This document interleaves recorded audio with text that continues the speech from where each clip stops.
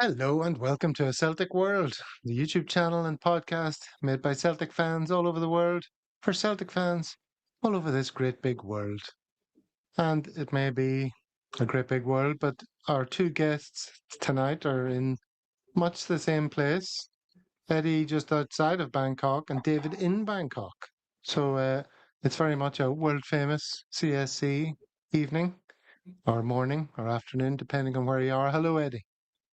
Hey, everyone, and welcome to the stream, and welcome from a sunny and warm Thailand. And this is, as David will attest to, the start of the world famous takeover. Is it, David? Yeah, thanks, Gav. Thanks, Eddie. Thanks to stage one of the move towards a Thailand world. Looking forward to an excellent show. Still full of the joys of life after surviving St Paddy's night in the world famous rooftop of the Bangkok Celtic Supporters Club the other night. Yes, you had a big Paddy's Day. Cracking, really good fun. The rooftop was maybe 150 people. It really was a great night, an opportunity to meet fellow Celtic fans. Hoping to get someone from the Saudi Arabia CSC to join at some point. We had 3 or 4 members of the Bangkok CSC. Drank a wee bit too much, but some great photos and a really great laugh. So excellent. It went. A Bangkok takeover. Now, eagle-eyed viewers will, of course, note the absence of Paul, who's a Thursday regular. But Paul's having some ongoing issues, tech issues. He had internet issues, now he's having mic issues. And he can sort of get by with his screen and with the mic on his screen and stuff, but it's just not the same. And David, do you want to tell the folks what analogy you drew before we came on air? Well, for me, this is just an example of Gav's authoritarian management style. We could have hobbled along with the 4 of us. With Paul doing a Schmeichel and coming on, half injured. But you were doing your Alex Ferguson, and you were deciding that this wasn't enough. And rather than show any generosity or kindness to a stalwart who was here from possibly the beginning, he had his chance. And so basically me and Eddie are playing the role of Sinisalo. So hopefully Eddie, because I'm terrible in goals. Well, it'll be more me than anything else. Where that analogy falls down, first of all, the term authoritarian, I thought you were just going to say authoritative or something, or not. Sorry, slip of the tongue. Yeah. Not afraid to make the big decisions. We will, of course, welcome back Paul with open arms whenever he returns to form, so to speak. His career isn't over. It's not like he was focusing on Celtic AM or something. The equivalent of his international career. Yeah. So we look forward to Paul getting back in the saddle again and coming back to us. Oh, I just noticed that I need to update the ticker. It says there, help us push up to 2.5 thousand subscribers, which we have achieved. Hooray! Cue some sort of sound effect. So I should probably change that to 3,000. So if you haven't subscribed yet, these are small numbers. These other bloody channels all have, 20s and 30s and 50s, etc. We're just a small, humble, little worldwide conglomerate hoping to push up to 3,000. So if you haven't already, you know what to do. It's all about the quality, not the quantity, Gav. Quality, not quantity. It is indeed. Now, somebody said we were a bit late today because I was doing my hair, which is obviously a joke of my baldness. I don't know if you can make it out, but I've got these big red dots on my head from getting the dermatologist to, zap them with liquid nitrogen. Do you have to do that in the tropics on your skin? No? No, it's a new one on me. So I'm always wary of, the hot sun on my fair, skin. That means I should be running about a rain-soaked hillside tending sheep or something instead of being out here eating mangoes. So it's for it's to address the actinic keratoses that could become something more sinister if you don't nip them in the bud. Anyway, nobody wants to hear that. I hope it's not too unsightly. Right, what do people want to hear about?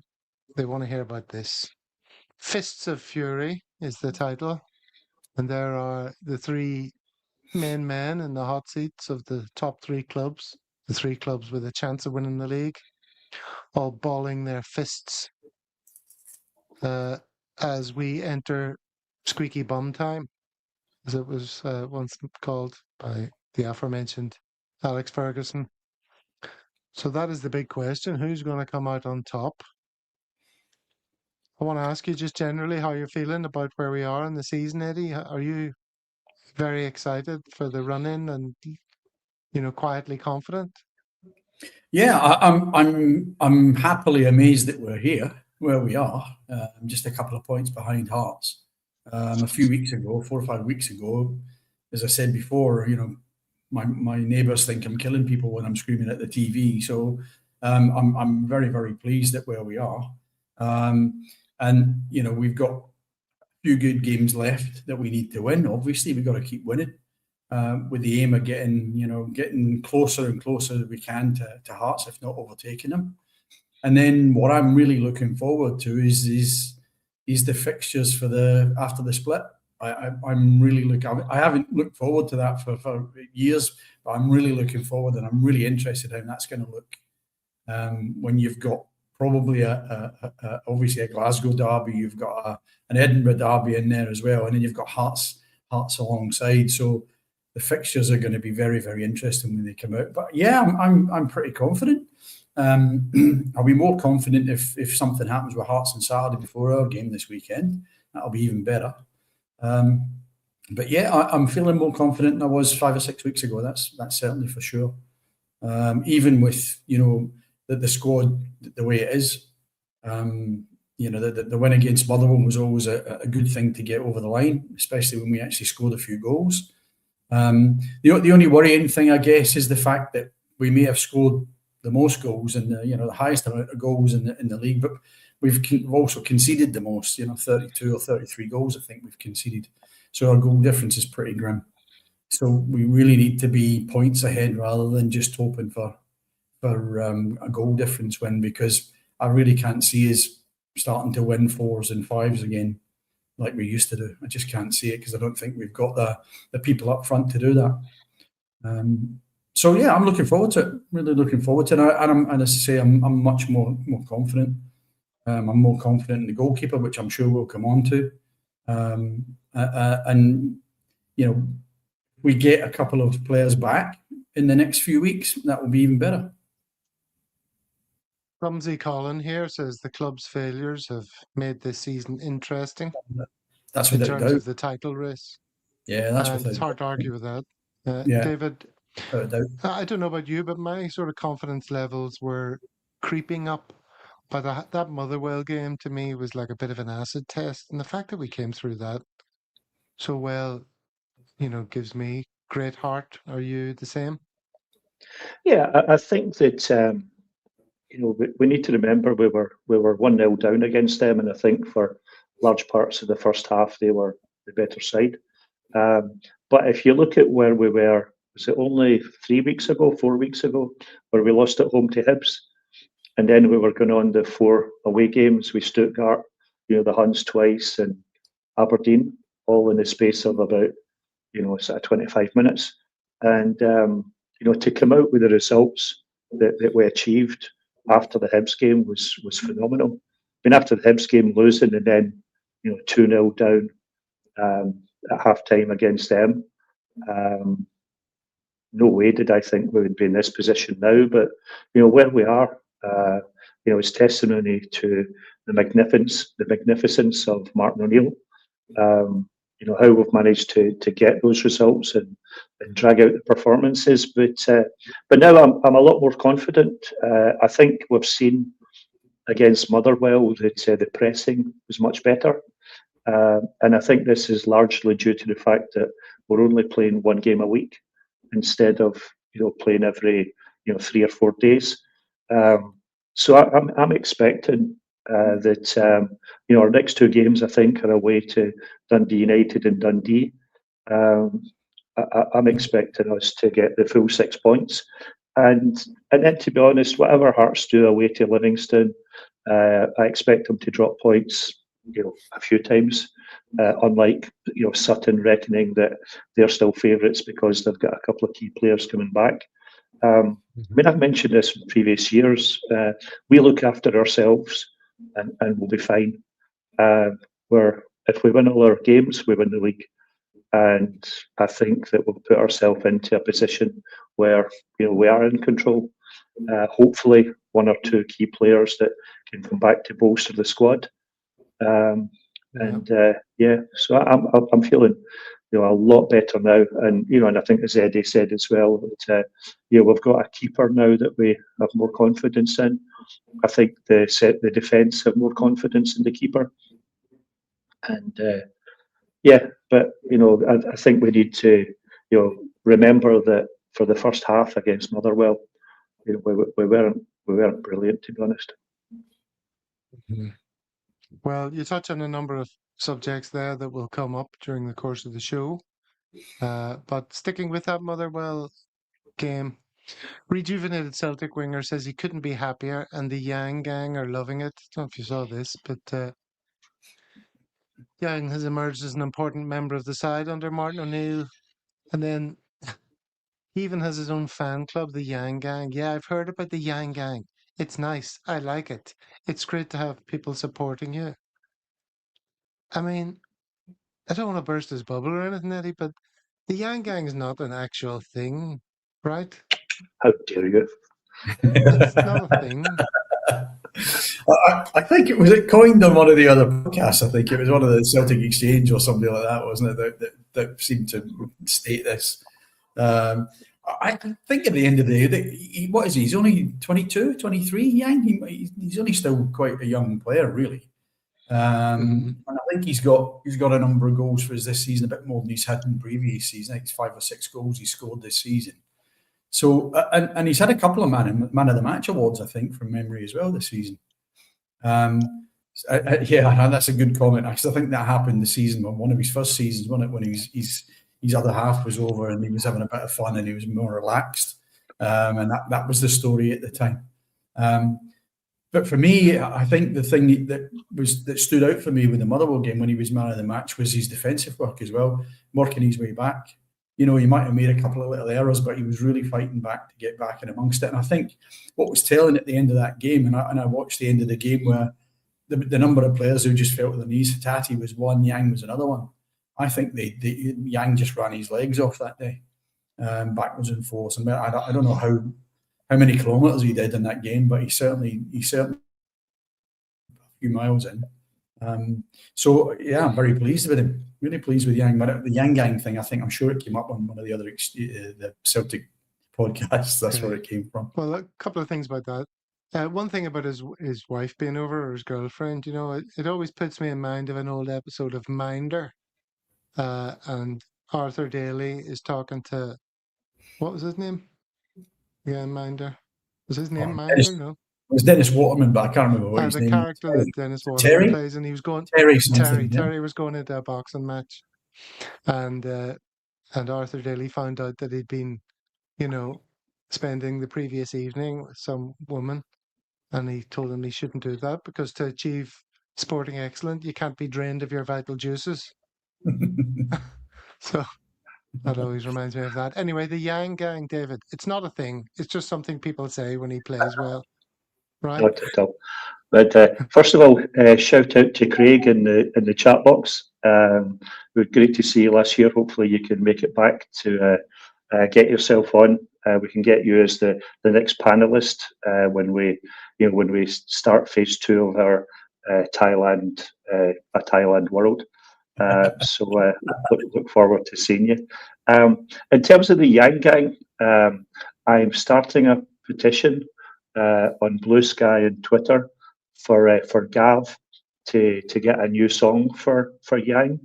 Wow. And I was looking up, and I think it's 30 years since Coolio sang about Gangsters Paradise. And of course, Paradise being the real home, never mind the world famous Bangkok Celtic Supporters Club. But I thought with Youngsters Paradise would be so. I'm hoping to start a petition for Gav for his next song to be the Gavster rap for the Youngsters Paradise. David, you have a great way of just sort of thinking up one thing for 3 seconds and then passing it over to me to put many hours of work into. Come on, yeah, I'm still raging at you for the Brendan Rodgers song that you didn't do. That was an absolute cracker. That was at least 5. It's just really good delegation, David. That's all it is, isn't it? Delegation. That's what it is. Yeah. There is a sort of partially complete Yang song, because I'm always tempted to do these when things are going great, right? That's why it's been so dry this season, because just not in the mood to, have a wee sing along. But there is a Yang one with lyrics written and everything, music chosen. I just haven't, laid down the vocals, as they say, as we like to say, Eddie, in the business. So come on, Gav. We're spending most our life living in the Youngsters Paradise. We're spending most our time living in the Youngsters Paradise. Somebody make it stop. You cheeky get. All right. Let's move on to this is one of the big stories, right?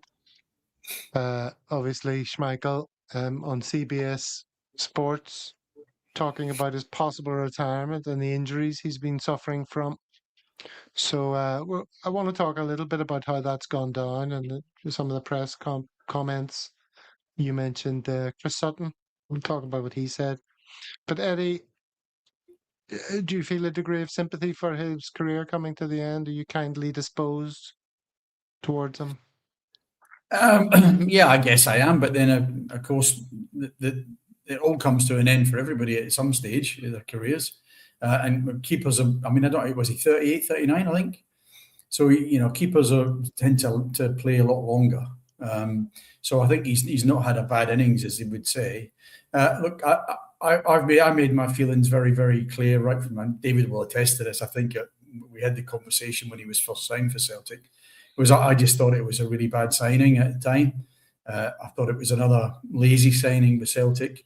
I think it was a case of, it worked for Joe Hart, so it'll work again magically, because that's what happens in life, which we all know it doesn't.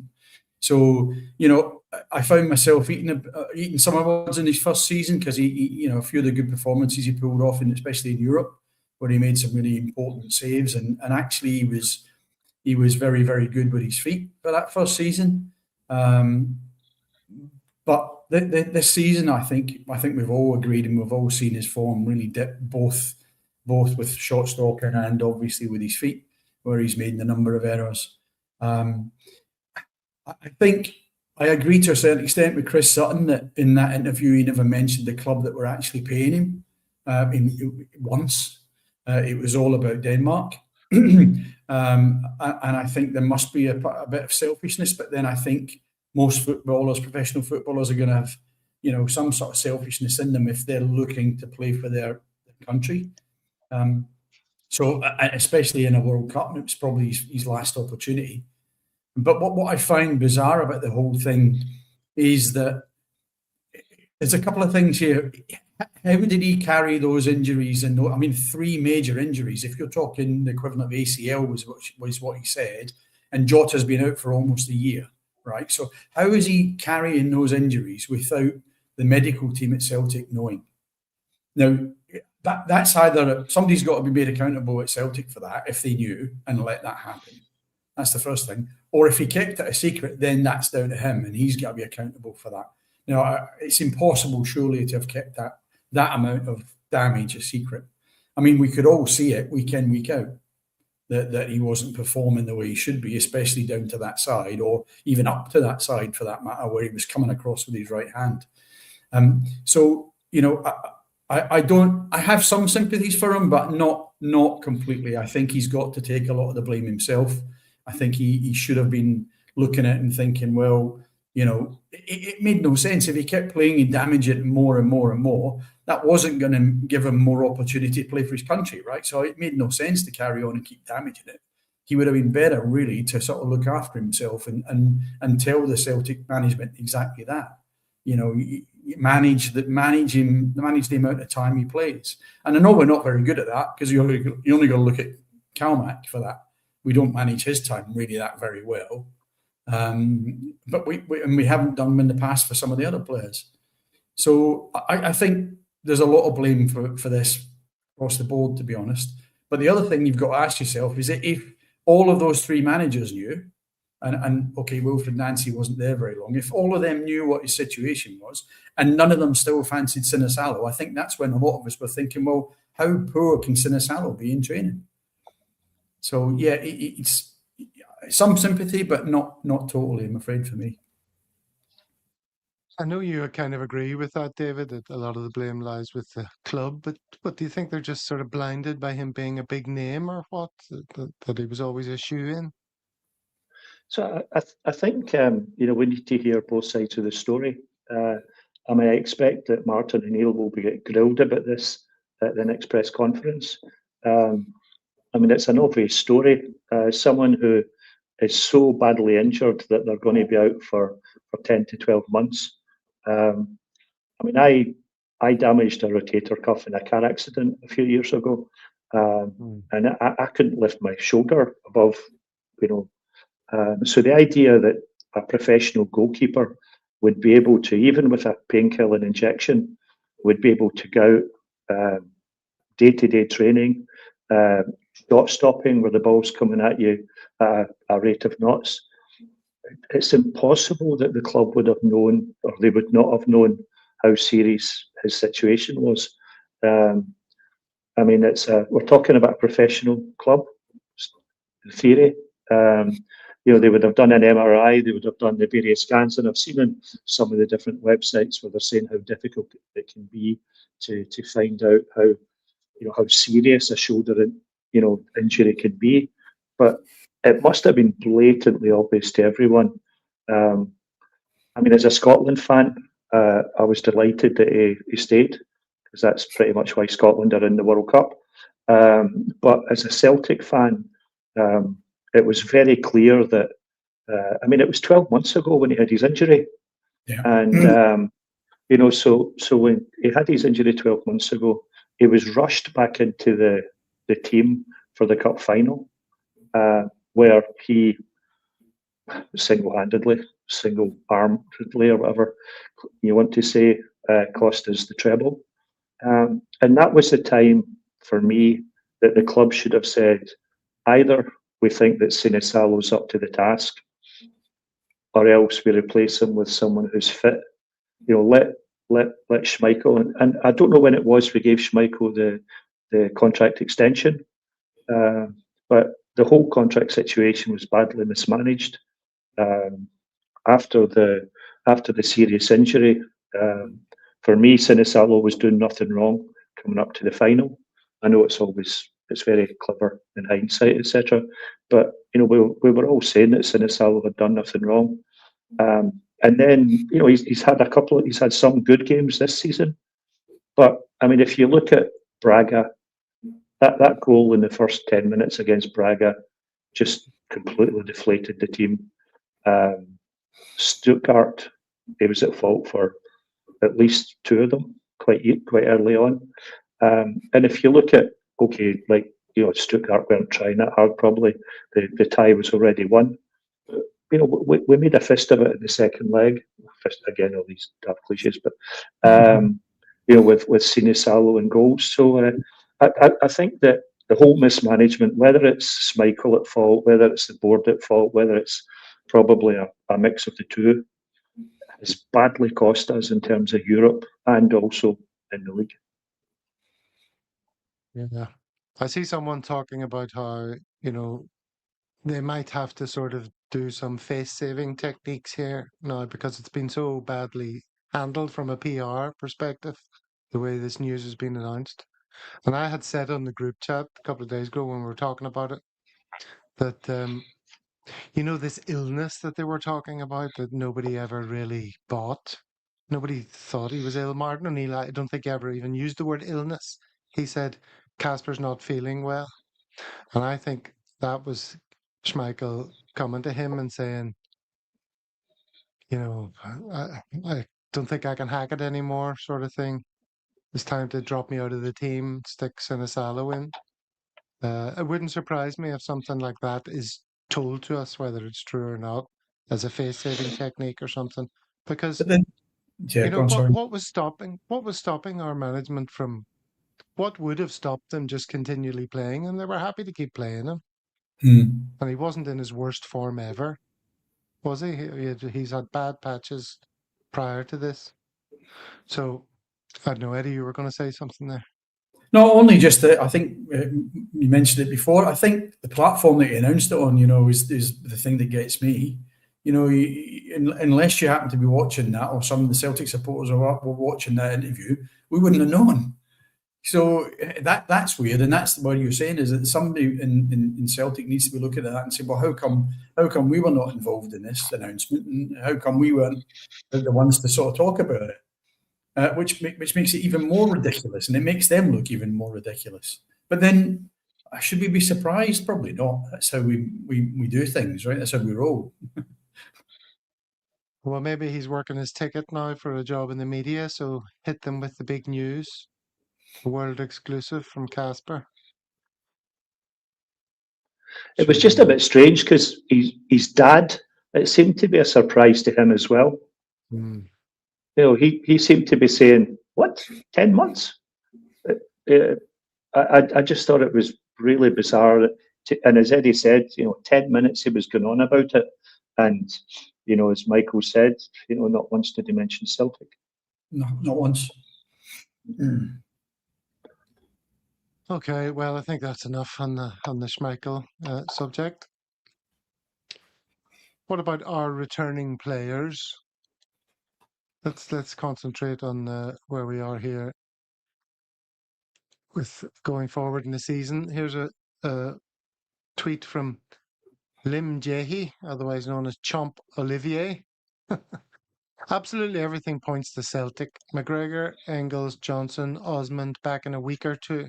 The fact Hearts have lost their last 3 away games, and the fact Celtic are the most informed team in the country.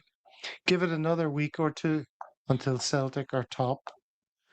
Now, I want to sort of focus on those players coming back. McGregor, we think, is only out for, a little bit with a bit of an Achilles strain, which I also have, funnily enough, icing it regularly and not bursting into runs where possible, which isn't too much of a sacrifice, to be honest. Who else are we going to talk about then, apart from him?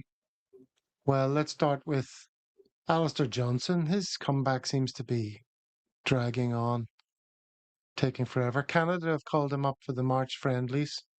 Despite the Celtic defender still being sidelined since October, he isn't expected to play, but will be around the squad as he continues his recovery ahead of a hoped-for return in April. So April, David, for AJ.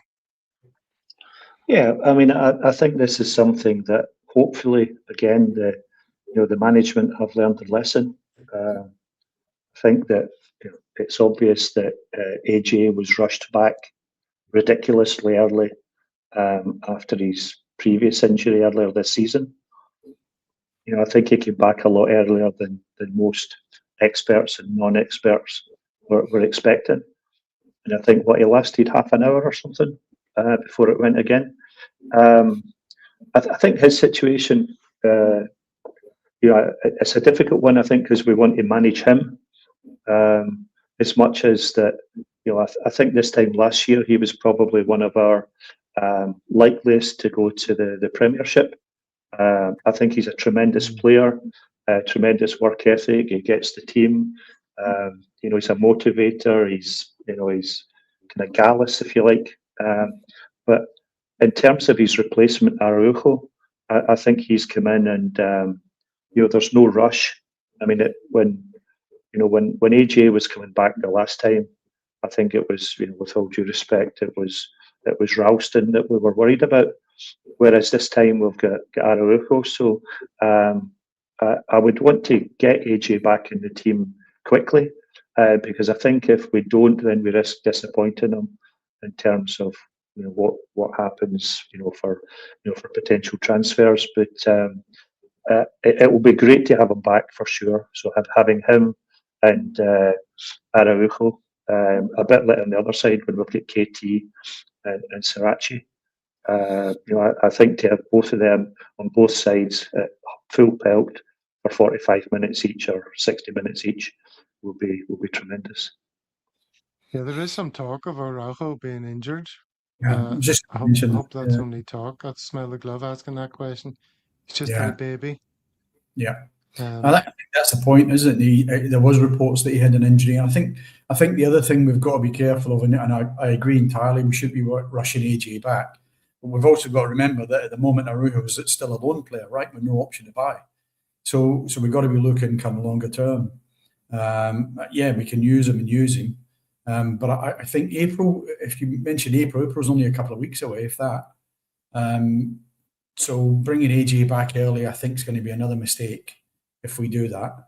And I know we saw this little clip of him doing about 3 strides, looked at quite a fast pace, but it's not really a glowing sort of recommendation that he should then be playing for 60 minutes straight away.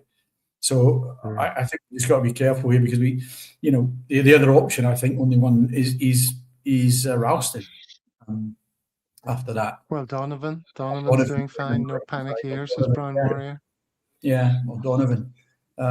So I don't think there is a panic. I think I agree. He just leave him where he is, get him up to speed, and ideally, if in an ideal world, it'd be great if we were back on top and there was a wee bit of a gap there with a few games to go or a couple of games to go after this. Then maybe introduce him. But right now, no, don't do it. We've done it in the past with CCV. We've done it with a number of players, brought them back too early before they're hobbling back off again. But we've just talked about the Celtic medical team with Schmeichel. So do we really know how capable these guys are actually, and how clever they are in terms of their advice and what they're doing with the players? You've got to wonder. Well, there's not that many games left anyway, so anyway, let's answer this question from Stephen McGonigal. What about Engels? He says, well, the latest I could find was Arnie Engels' Celtic injury update after Lennox Town appearance. He trained recently in Lennox Town, but they say fans shouldn't get their hopes up. He's heading back to Belgium to see a specialist and won't feature for Celtic. Well, it says this weekend or their trip to Dundee United next weekend. So this article is a few days old, obviously. So he's doing fine, but it doesn't sound imminent. Like he's going to be back for within the next couple of games, you would think. I think the colour line there is he's going to Belgium to see a specialist. Well, it can't be something simple if he's got to travel and go and see a specialist. So it can't be something that's easily done and he'll be back in 2 or 3 weeks. Very true. Disappointing, David. Engels news. I'm not too fussed about that, to be honest. I mean, I think that people were saying that he wasn't expected back until after the international break. So, I think there's probably a bit of fake news going on there. I'm not wanting to, criticise the standard of medical facilities in Belgium, but probably it's an opportunity for him to get home for a week or something.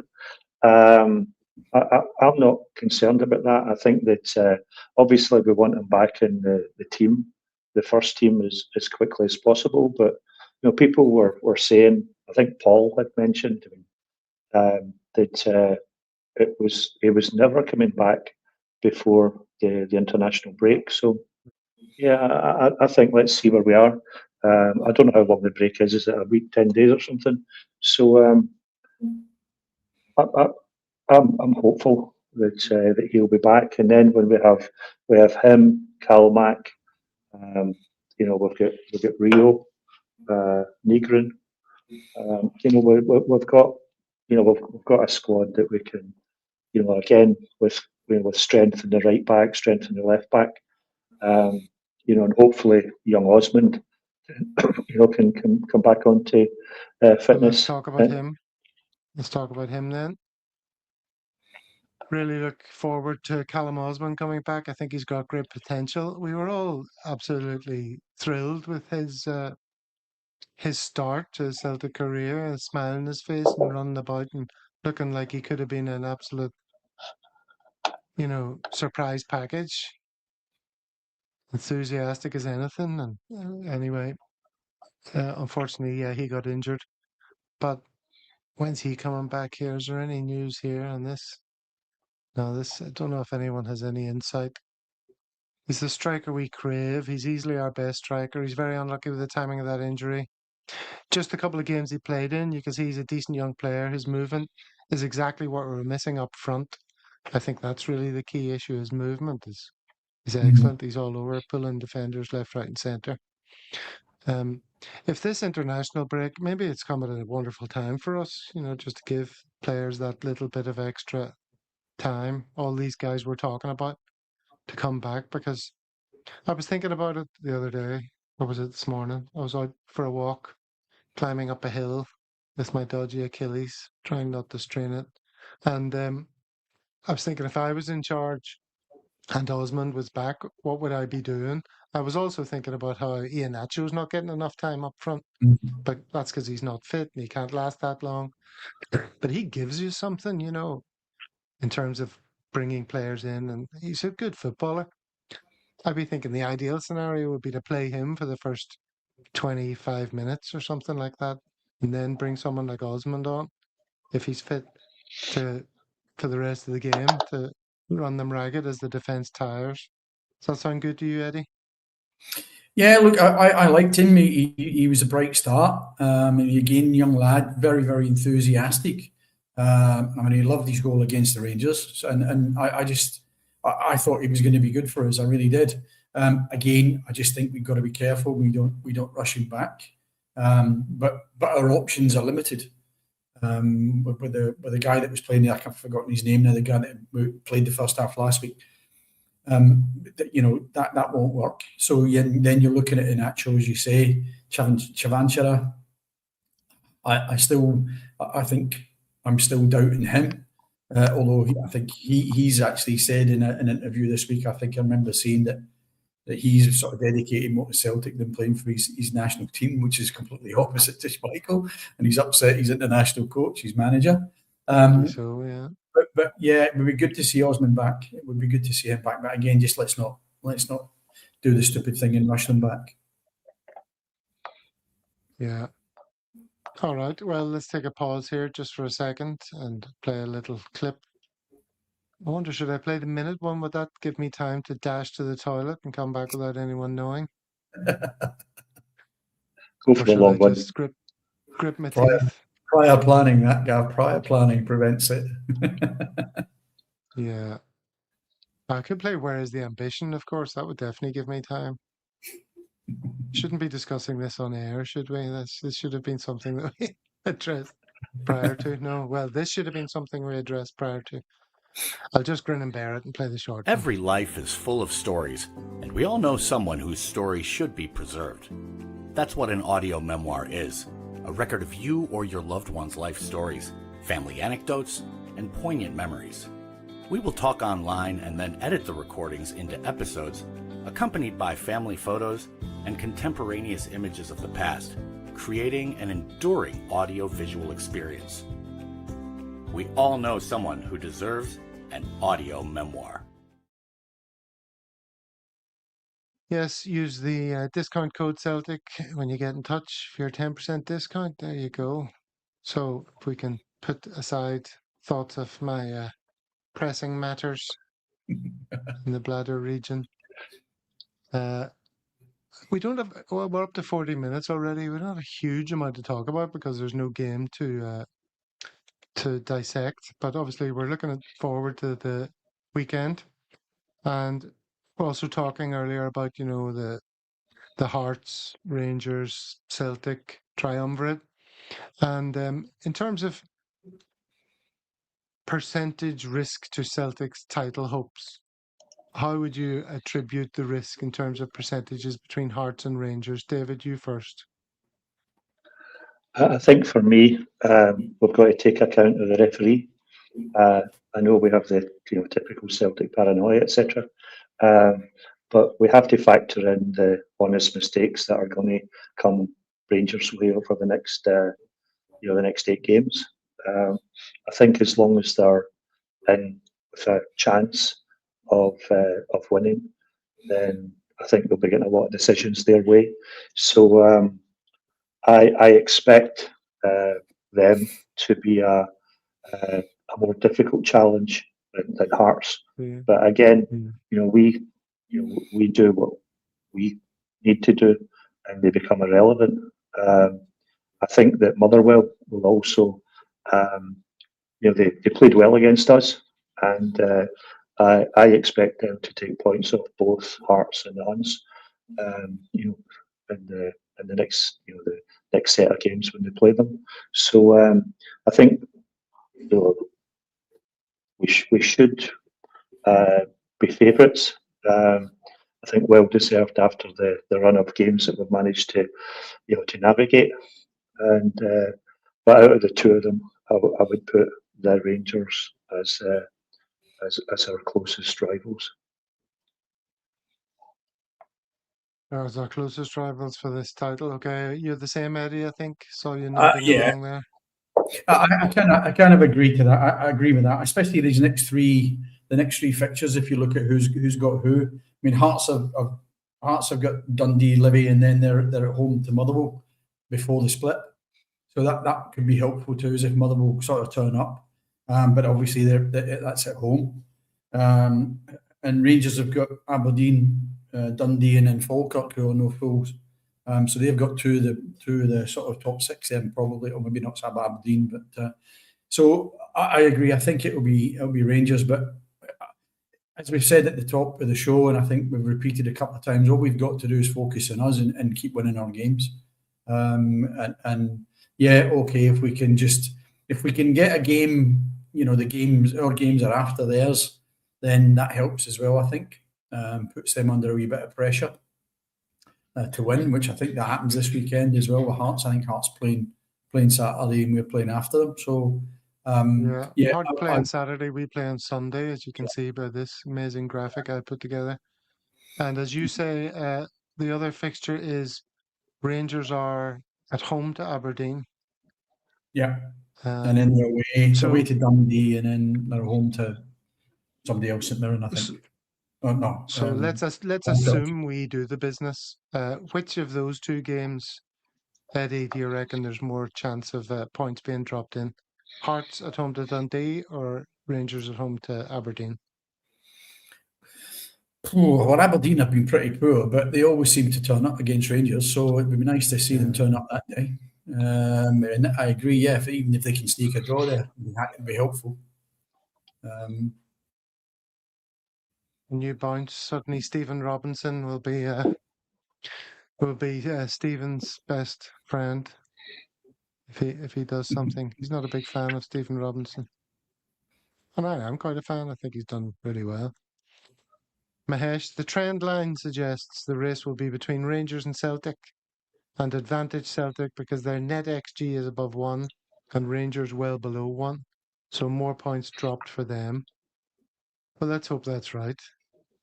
There's a tendency for people to want to ignore some of Mahesh's statistical analyses and trend lines and things like that, mostly when they're negative. So we can't just cling to this one now en masse because it's positive. But, I think that's right. David, what do you think? You think Aberdeen are going to do any favours for us? Sadly not. But I think for me, what the last few games have shown is that the Hunts are not the team that the Scottish media were setting them out to be.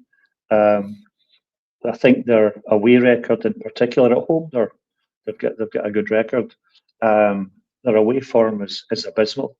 If you think in the last game against St Mirren, they scraped a 1-0 win against a team that had lost their manager, who have been so out of form for the last 2 or 3 months, pretty much since the cup final.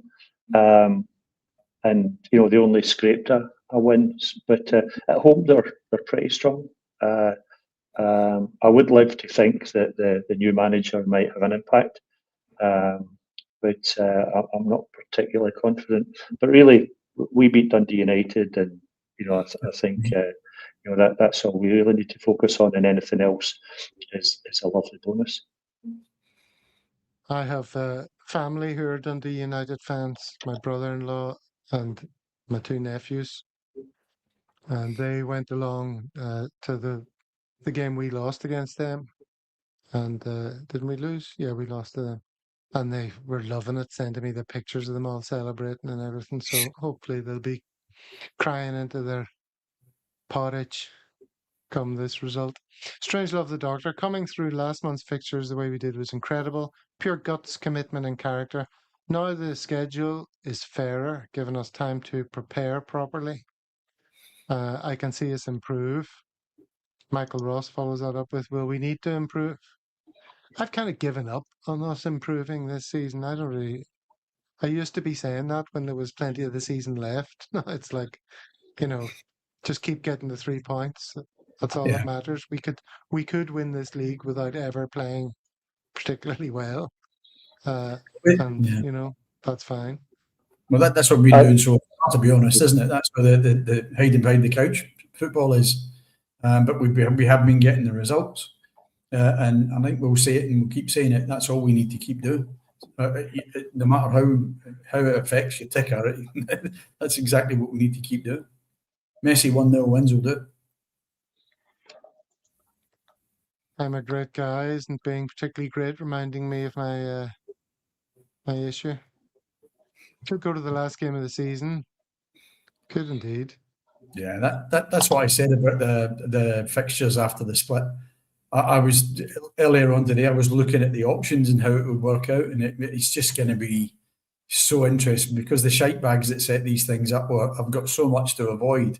If it comes to then and there's only still about 1 or 2 points between that top 3, it's going to be hilarious how they try and manage those games.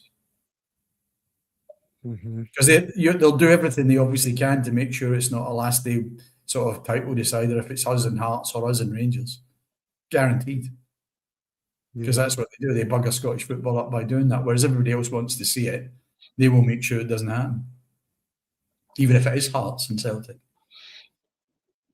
Okay, on the subject of Hearts, I saw this tweet from Hearts Standard. Barring any setbacks, Lawrence Shankland and Cammy Devlin should return this weekend against Dundee. How important is that going to be to their form, which of course has been pretty poor of late? Just pull up the form table here. I was quite surprised when I saw this, but Hearts form, they're down in 8th there. Look, with lose, win, lose, win, win, lose. So, as we were saying, that's hardly championship winning form. But, I mean, those are 2 important players to them, aren't they? Somebody else get a tweet here. Oh, this is worth mentioning before I throw it over to you two.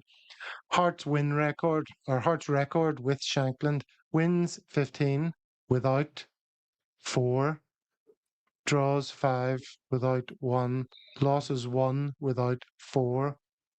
Just as well, he's back this week while we still manage to hold top spot. And Devlin, it's still in our hands and no bubble has burst, says this Gorgie faithful. Been hearing it all season. Has their bubble burst, Eddie? I don't think it's a little bit, but I mean, every team's going to have that ups and downs, and it's been proven this season. As for them coming back, well, of course, yeah. I mean, we have been saying it all through the show here that we want our first teamers back from injury and back playing. And the reason being is we believe it will make a stronger team. So of course, the Hearts will be saying exactly the same. whether it's true or not, we'll wait and see. But again, have they rushed them back? Are they rushing them back because there's a bit of mild panic? Who knows? And they might be thinking, hold on, we've got to do something here because of the form. And you just got to hope perhaps that's the case. And they make some of the same mistakes that we've done in the past.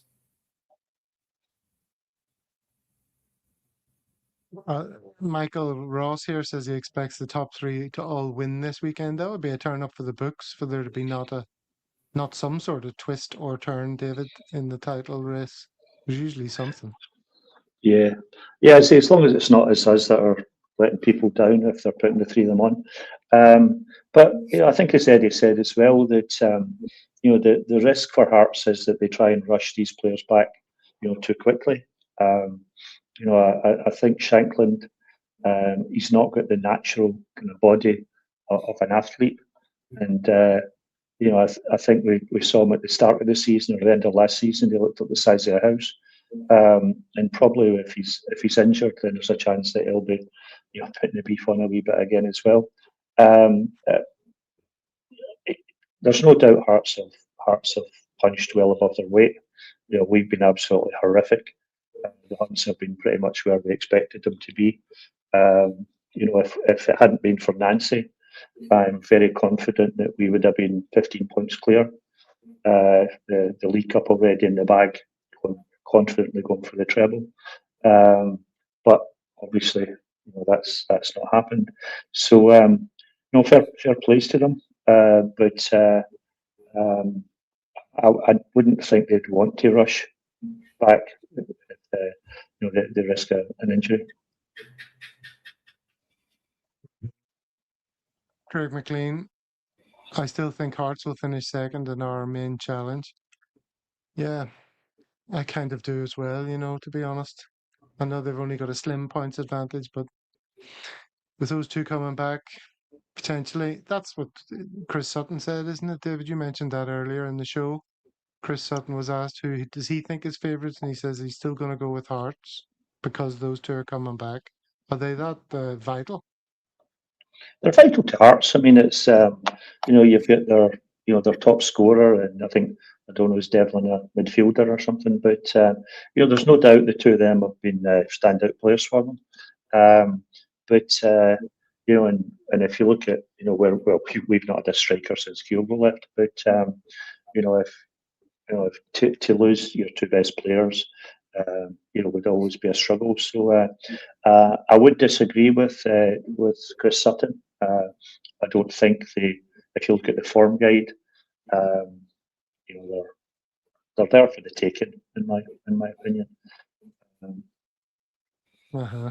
Well, Mahesh here continues to point at the Dundee being the potential banana skin for both us and Hearts,